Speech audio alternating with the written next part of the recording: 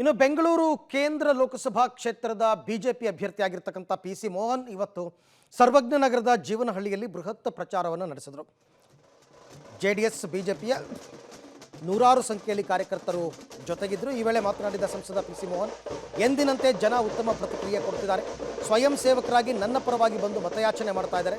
ಶನಿವಾರ ಭಾನುವಾರ ಐಟಿ-ಬಿಟಿ ಕೆಲಸಗಾರರು ಸ್ವತಃ ನನ್ನ ಪ್ರಚಾರದಲ್ಲಿ ಭಾಗವಹಿಸಿದ್ರು ಅಂತ ಹೇಳಿದರು.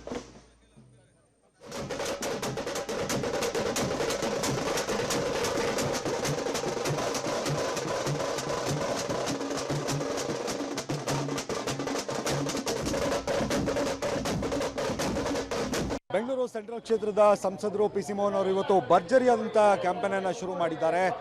ರ್ಯಾಲಿಯನ್ನು ಹೊರಟಿದ್ದಾರೆ. ಇಲ್ಲಿ ವಿಶೇಷ ಅಂದರೆ ಜೆಡಿಎಸ್ನ ಕಾರ್ಯಕರ್ತರು ಕೂಡ ಇದ್ದಾರೆ, ಜೊತೆಗೆ ಬಿಜೆಪಿಯ ಕಾರ್ಯಕರ್ತರು ಕೂಡ ಹೋಗ್ತಾ ಇರುವಂಥದ್ದು ಪ್ರಚಾರ ಕಾರ್ಯವನ್ನು ಕೈಗೊಂಡಿದ್ದಾರೆ. ದೊಡ್ಡ ಮಟ್ಟದ ಪ್ರಚಾರ ಕಾರ್ಯ, ಸಾಕಷ್ಟು ಸಂಖ್ಯೆಯಲ್ಲಿ ಜನ ಕೂಡ ಸೇರ್ಕೊಂಡಿದ್ದಾರೆ ಗಮನಿಸಬಹುದು. ಸಾಕಷ್ಟು ಸಂಖ್ಯೆಯಲ್ಲಿ ಬಿಜೆಪಿಯ ಕಾರ್ಯಕರ್ತರು ಜೊತೆಗೆ ಜೆಡಿಎಸ್ನ ಕಾರ್ಯಕರ್ತರು ಇಬ್ಬರು ಕೂಡ ಒಗ್ಗಟ್ಟಿನಿಂದ ಪ್ರಚಾರವನ್ನು ಕೈಗೊಂಡಿರುವಂಥದ್ದು. ಈಗ ನೀವು ಬಾವುಟಗಳನ್ನು ಕೂಡ ಗಮನಿಸಬಹುದು.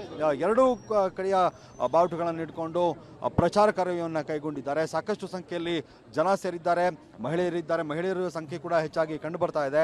ಇದು ಸರ್ವಜ್ಞ ನಗರದ ಜೀವನಹಳ್ಳಿ ಅನ್ನುವಂಥ ಏರಿಯಾನಲ್ಲಿ ಇವತ್ತು ಪಿಸಿ ಮೋಹನ್ ಅವರು ಕ್ಯಾಂಪೇನ್ ಅನ್ನು ಮಾಡ್ತಾ ಇರುವಂಥದ್ದು. ಈಗ ನೇರವಾಗಿ ಸಂಸದರಿದ್ದಾರೆ, ಅವ್ರನ್ನೇ ಮಾತಾಡಿಸ್ಬಿಡ್ತೀನಿ ಯಾವ ಥರ ನಡೀತಾ ಇದೆ ಕ್ಯಾಂಪೇನ್ ಅಂತ. ಸರ್ ನಮಸ್ಕಾರ.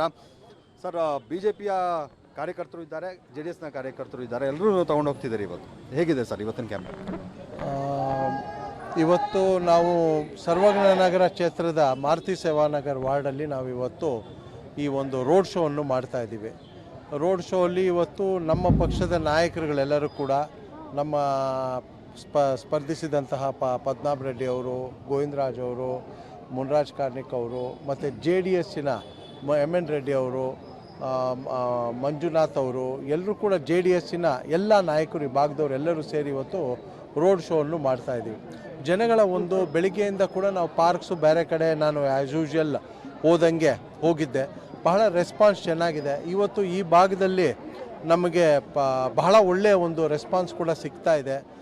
ಯಾಕೆಂತ ಹೇಳಿದ್ರೆ ಕಾಂಗ್ರೆಸ್ಸಿನ ಏನು ಭರವಸೆಗಳಿತ್ತೋ ಅದನ್ನು ಜನಗಳಿಗೆ ತಲುಪಿಲ್ಲ. ನಾವು ಮೋಸ ಹೋದ್ವಿ ಕಳೆದ ಎಲೆಕ್ಷನ್ನಲ್ಲಿ.